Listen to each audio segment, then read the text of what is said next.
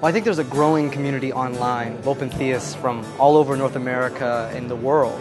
And we wanted to get together in person and dialogue around tables and over meals to really see the different perspectives we're coming from and what we share in common, and be around folks who are like-minded. One of the things I've become aware of in the last 8 years is that there are all over the world people, individuals and groups that are really rethinking everything about the Christian faith. The Open View offers people a picture of God who's infinitely wise and trusts His character and wisdom enough to face a multiplicity of possible futures, and yet still guarantee that whatever comes to pass, He can guarantee that He can bring good out of evil, because He is infinitely wise and therefore can anticipate every possibility as though as an absolute certainty. And so I think it's time for the folks who embrace this view, advocates of the Open View, to get together and start to ask the question, how can we turn this beautiful vision of God and this idea, this theology, into a movement?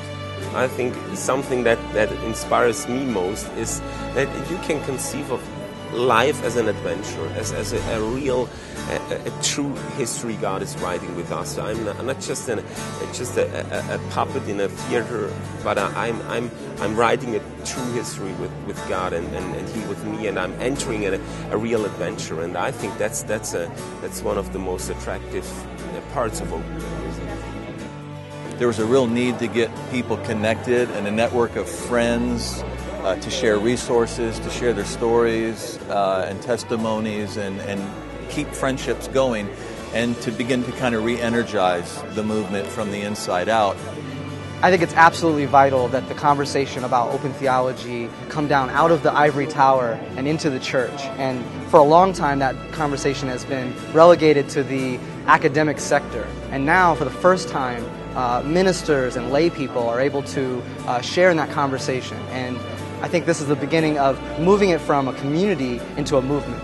Well, I'm very excited at this conference, a significant step towards getting this out and seeing where pastors and laity, how do they want to develop it, what are the questions we need to pursue, and how do we go about really helping churches and Christian communities live out a way of life that's consistent with this view of God and the way of life in Jesus. It really touched me, and it also engaged some very important question about how I can deal with suffering in my church as a pastor and as a counselor with other people, and that helped me a lot.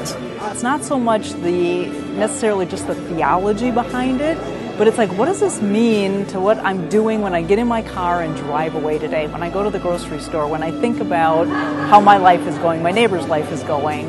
I just love, there's a lot of conversation going on around that practical application, and I think for me, that's just hitting home.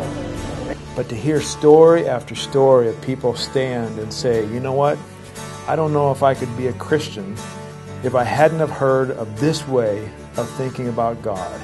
A God whose heart is love, who gives freedom, for whom the future is really genuinely open, and for whom things are not settled.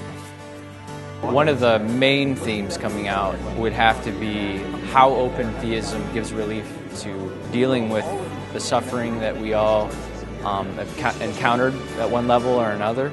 So that's my first introduction to the Open View, and that became a very impactful view in my life when my son was found to have a brain tumor, and within 3 months had passed away. So it's been really fascinating to watch people who have been studying and thinking about this for years, getting together with people who literally, there's a few people at my table that it's been a couple of weeks or a month that they've really opened up to even thinking about open theism. I just am finding the conversations are really opening people's thinking up and very dynamic. Now the Open View is becoming consistent with the way the world is appearing in the light of contemporary science. And so while the future is uncertain, the future of the open movement is, I think, looking very bright.